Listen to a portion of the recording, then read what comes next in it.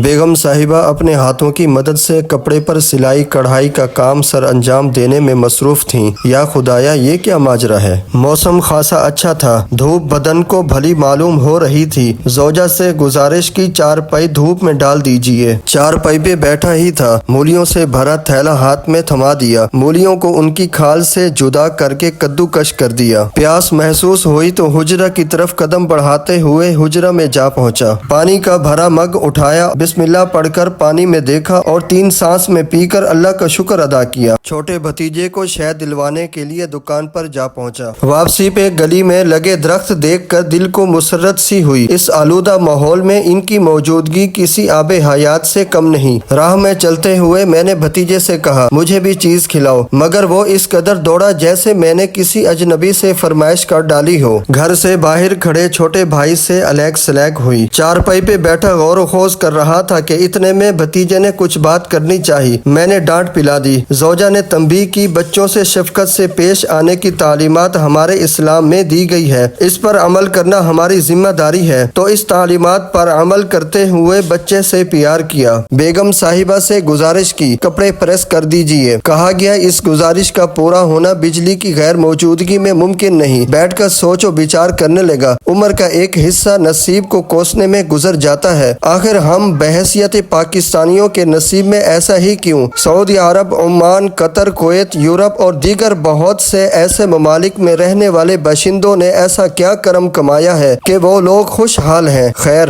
ہانڈیاں بنانے میں زوجہ کا ہاتھ بٹانے لگا۔ کمرہ میں بیٹھا ہی تھا کہ بھانجے اور بھتیجے نے ہاتھ میں اٹھائے غبارے کو پھلا دینے کی فرمائش کر ڈالی۔ ارے بھائی، یہ کام تو بہت کٹھن ہے۔ بیگم نے نوید سنائی، بجلی آ چکی ہے، موبائل چارج پہ لگا دیجیے، میں آٹا گوندھ لیتی ہوں، آپ کپڑے پریس کر لیجیے۔ میں کپڑے پریس کر کے نہانے نکل پڑتا ہوں۔ صفائی نصف ایمان ہے کہ مصداق پر پورا اترتے ہوئے نہا دھو کر پریس شدہ کپڑے زیب تن کر کے مسجد میں جا پہنچتا ہوں۔ نماز ادا کر کے گھر میں داخل ہوتا ہوں تو بتلایا جاتا ہے کھانا تیار ہے۔ والدہ کے پاس جا کر کے بیٹھ جاتا ہوں اور بتاتا ہوں نہانے کے لیے نل کھول کر پانی کی طرف اپنے ہاتھوں کو جیسے ہی آگے بڑھاتا ہوں تو سوچتا ہوں ارادہ ترک کر دوں، بھلا یہ پانی مجھ سے کس بات کا بدلہ لے رہا ہے؟ اتنا ٹھنڈا آخر کیوں؟ مولی والے پراٹھے اتنے جتن کے بعد آخر کار کھانے کے لیے پیش کر دیے جاتے ہیں۔ پہلا نوالا کھاتے ہی یہ سوچنے لگا، یہ کھانے میں لذیذ تو ہیں ہی، مگر تاریخ اس بات کی گواہ ہے، اس کے کھانے والا محفل کے آداب کو پامال کرنے میں کوئی کسر باقی نہیں اٹھا رکھتا۔ آپ بھی اپنے گھر میں ضرور بنا کے کھائیے گا۔ اچھا تو اپنا خیال رکھیے گا، اللہ حافظ۔